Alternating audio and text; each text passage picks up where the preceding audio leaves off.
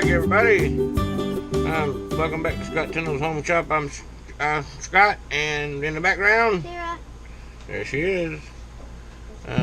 She's not getting greasy today because she's going to vacation Bible study school or vacation Bible school, and might be going off somewhere else today. So she can't get greasy and dirty. So she's behind the scenes operating the camera. But I can watch and still learn without getting crazy. Yeah, well, you can try. So what are we working on today, Daddy? We're working on my raggedy Chinesium air compressor, and I'm trying to. We just made a gasket for her, and we have to make a. Actually, that's the top gasket. The cylinder's upside down, so we got to make a gasket for the bottom. One of the valves is stuck way up, and so the only thing we can do is try to cut this rivet out right here and turn the valve over, and I'm going to try to take this rivet out. Now I can replace this plate. I can replace this whole plate, and it's probably what I'll do. But I was just going to stick it back together, and I'm going to buy gaskets. Even though that gasket looks good, I'm going to buy the proper gaskets. But I just wanted to stick it back together and see if I make an improvement. Put it all back together, turn it over. Oh, it pumps a little bit. Before it was pumping nothing at all. And the rings are in good shape. The cylinders, no scoring in the cylinders. But I think because this valve is not setting down flat, and it's actually got something, it's bent. Either the valve plate is bent. Let's see. Oh, that's not bent. It's not bent on that side. I don't see any light under it. Okay, so that's not the point, or not the problem. But this valve, I don't know if you can see this or not. Let me see the monitor. They can see it. Let me see. Well, y'all gonna forgive me, but this valve is sticking up a 1/16 of an inch or better. Anyway, so when that piston goes down, there's not enough air stuck in that down. That has to lay flat and stay flat. And for some reason, it's not. It's got it's. I can feel a ridge. I can feel a ripple in it. So I am going to try, because this, to see if I can, because this is on the discharge side. I'm actually going to see if I can rivet this back down, because if this rivet comes out, the only place it can go is down the discharge tube and into the tank. It can't go back on this side because the head, when you bolt the head on like this, there's a plate, there's a ridge inside the head that seals down, that keeps this side separate from that side. So that goes down like that. And I don't feel any resistance to that O-ring at all. That O-ring may be just too flat. So, but anyway, that's the problem that I'm having. Like I said, I can replace this for 30 bucks. This whole plate's 30 bucks. And then, if you're going to do it right, you might as well rebuild the compressor. Well, I'm going to be $200 rebuilding the compressor. Why would I want to do that? Yes. Well, obviously, for obvious reasons, so it works. But why would I just don't want to put the money into it to rebuild it. So I got to look at this. If you can see this, that valve is sticking up. Let's see. That valve is sticking up a 1/16 of an inch. That'll never work. And I don't know if it's the head that's bent. So here's one of those things that I've been trying to tell you, Tara. This is damaged. This is not going to work. Okay, so we can try to repair this, because we can't cause it any more damage. We can't cause it to be any more torn up. It's already torn up. You're not going to do anything about it. So what we can do, we can drill this rivet out and see if we can fix it. And we will do that, sadly to say, off camera. We'll be back. Alright, we're back. I wanted to save myself a little embarrassment just in case I goofed up really bad. This reed valve was standing up, and you know about angles. If you get like way here next to the pivot point and put just the tiniest amount, it's going to bring it way up out here. So I thought, well, this is a soft. I tapped on this little rivet right here, and it just pushed out. I'm like, well, man, this feels like an aluminum rivet. Well, I could put an aluminum pot rivet in there if I had to. So I loosened it up where I could spin the reed valve around, and then took a wire brush, little wire brush for cleaning out MIG guns there, you know, soft bristle, and cleaned all this out around here. Let's get the light over here where you can see real good. I don't want to wash it out too much. Let me get it up here.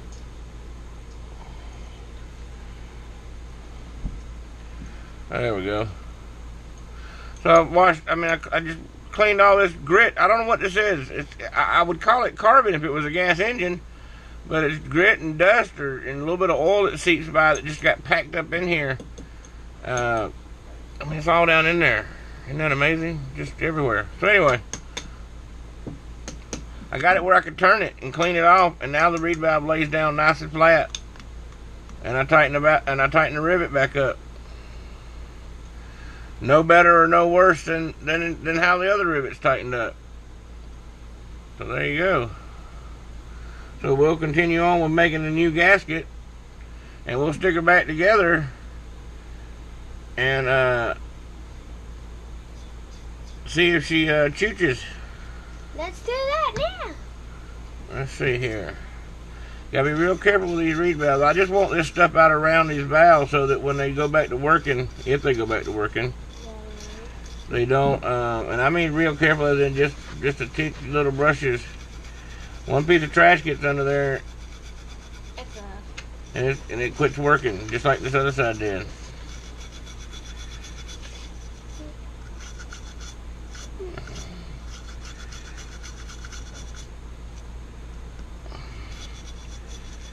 See, there's no seals. Anybody that's ever dealt with reed valves knows that there's no seal on a reed valve. It has to be perfectly flat. And even when the compressor gets to going under its own speed, sometimes the reed valve that's got a little waver to it will go back to working, but only when the compressor's like flying, you know, and the air's rushing through and it holds it down. But as soon as that air gets off of it, or that movement, that pressure differential changes, that thing springs right back up, and it goes back to losing its pump. I want this thing to pump from the first stroke turning over until the last one, and I'm standing off of that reed valve just right there beside it, trying to clean her out real good. And then we'll make a gasket with our gasket making stuff. Yep, I think that'll work. Like I was saying before, the only place that rivet can go if it tears loose is down the discharge pipe into the tank. It's not going to hurt anything. And I don't think it's going to turn loose. It has a retainer. It has a retainer right here. We can see in that head right there. It has a retainer. So the only place that rivet's going to go if it breaks loose is right there. That's as far as it's going to go. So this right here, this elevation right here. Here, let me show you. That elevation is the same. It's what goes around it. Oop, got a little out of frame there. So that rivet's going to set right there. Right there. So if that rivet breaks loose and I tighten back up, it's going to go right in that hole and sit there. It's the only place it can go. So I doubt I fixed it. If I take it out there and it goes back to pumping like it's supposed to. Now, mind you, I'm turning this over by hand, so I just want it to suck on my thumb and blow a little pressure equal to the other side that's still working. If that works, then I will take it back apart and I will buy the top and bottom gasket. I will buy a new valve plate with brand new reeds and brand new gaskets, and we'll go from there. But right now, if it doesn't make any improvement whatsoever, then there's no need of me going any further, because it's a cheap Chinesium pump. Yeah. So we're just gonna see if it makes any improvement, and right now we are going to make the second gasket.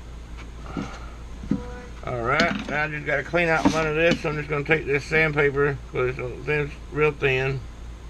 You can get under there. Yep, there we go. Now she laid it right down.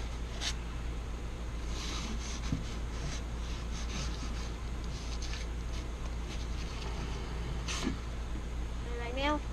Yep. Yay. It just got a little trash under there from me scraping on the top side, which I should have known better not to do. I just got through sitting here explaining how delicate these reed valves are, and then I go and, yeah, there we go. And I go and do something stupid like that.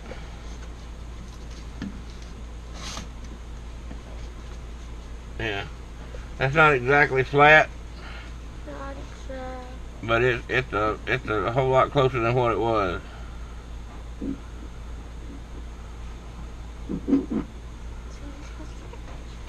Alright. It's actually supposed to be, when you put the valve in, it'll have a little bit of spring to it, like that. And then when you push it down with the rivet, it holds tension on it. So we may have to, I can't loosen that rivet up again. It looks like a feeler gauge. Because all it takes is a little bit of air to get under it. And she's not shooting. Excuse me, hey Daddy. Yes, dear. May I borrow your little screwdriver you have over there? For what? For this. What is that? Oh, the hole punch? Where's my little screwdriver at? Where's my little screwdriver? You just had it. Wow. Y'all see on the video where my screwdriver went? No, you don't. Well, honestly, I don't know where it went, baby. Oh, here it is. Here it is. There you go. Thank you. Alright, so we're gonna go ahead and cut out the gasket. I was just looking to make sure if that's down, it's still up. Oh. What? I'd be up too if I had this poked under my butt. What is it? Oh, on.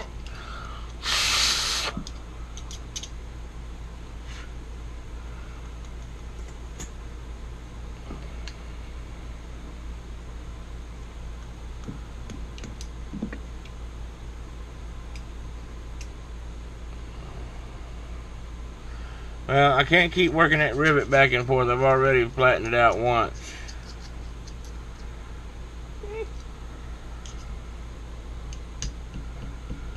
Awful soft.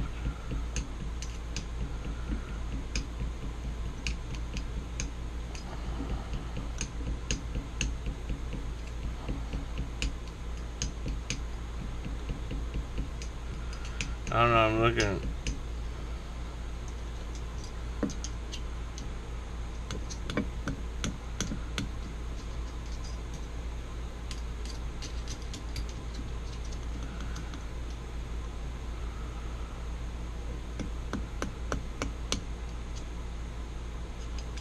Well, I'm gonna go with that. All right, so we done wasted enough time. You gonna get me a pair of scissors? Yes. Alright, where are your scissors, Daddy? Wait a minute, hang on.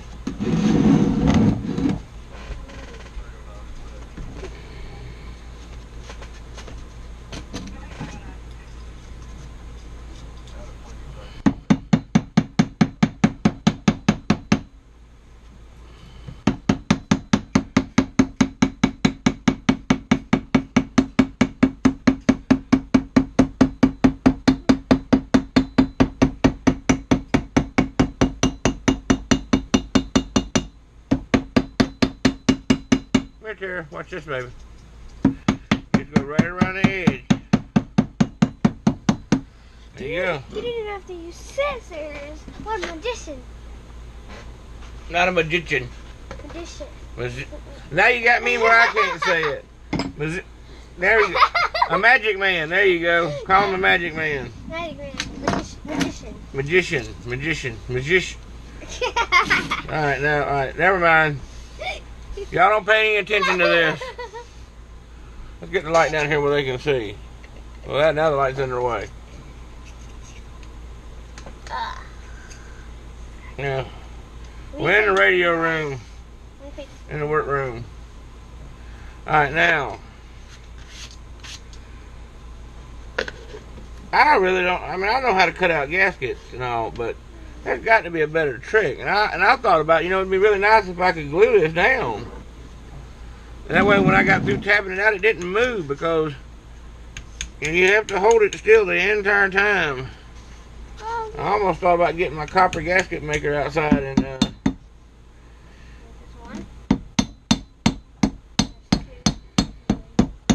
oops, it moved.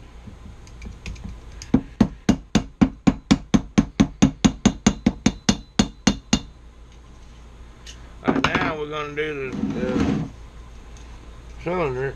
I meant the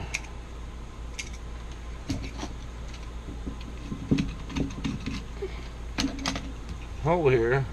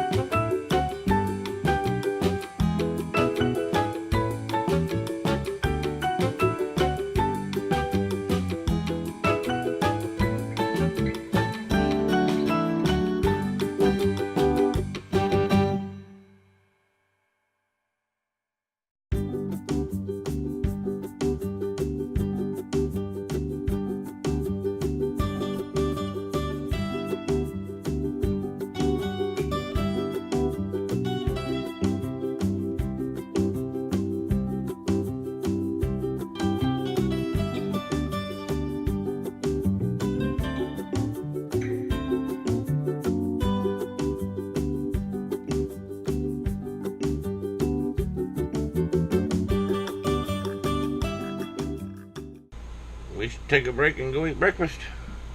Alrighty, let's do that. We'll be right back. Alright, we'll be back.